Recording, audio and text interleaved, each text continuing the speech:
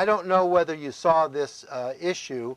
This is it. In Search of the Historical Adam was the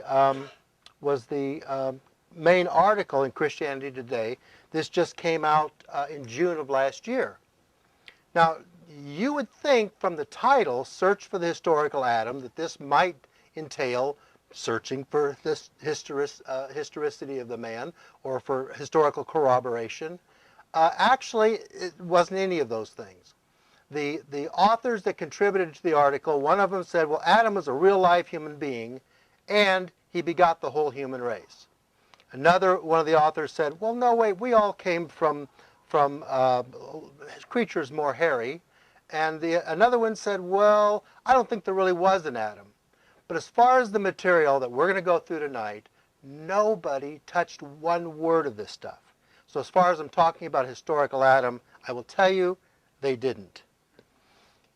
You all know that there's a conservative-liberal divide.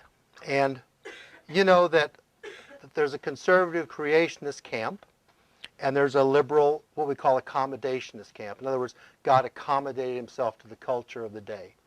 And so you have two people that are two groups that are really poles apart. And on the one side, to boil it all down, not getting into everything that they all believe and all the nuances of it, on the one hand, you have the idea that Genesis is true human history. On the liberal side, you have Genesis is not true human history, false human history. So you have two sides, poles apart, directly opposite to one another.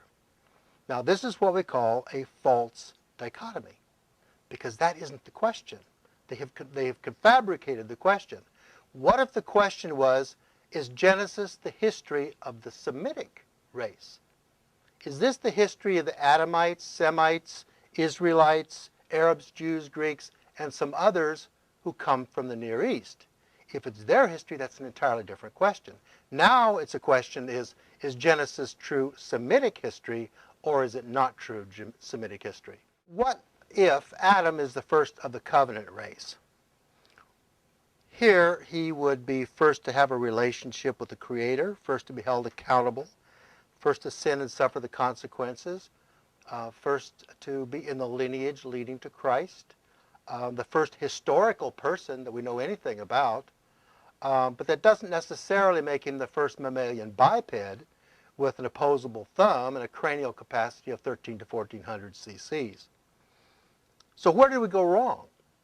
Well, if you go all the way back to the 1st century, when Christians began to receive the Jewish scriptures, looking over the shoulders of the Jews, they read themselves into the pages.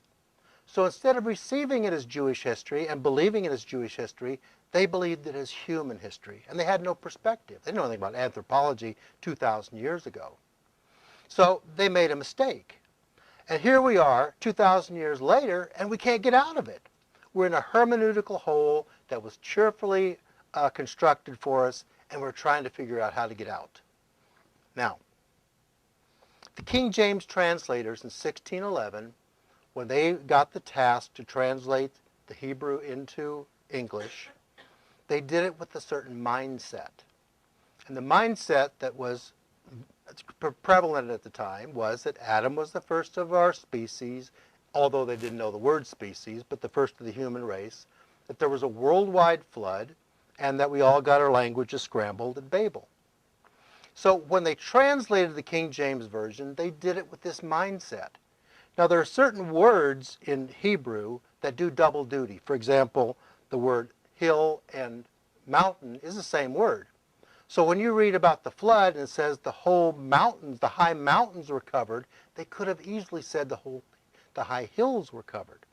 Or earth and land are the same words. Many instances where they said earth, they could have said land. So the Genesis scenario looks rather grandiose, and it needn't. It just comes from their translation.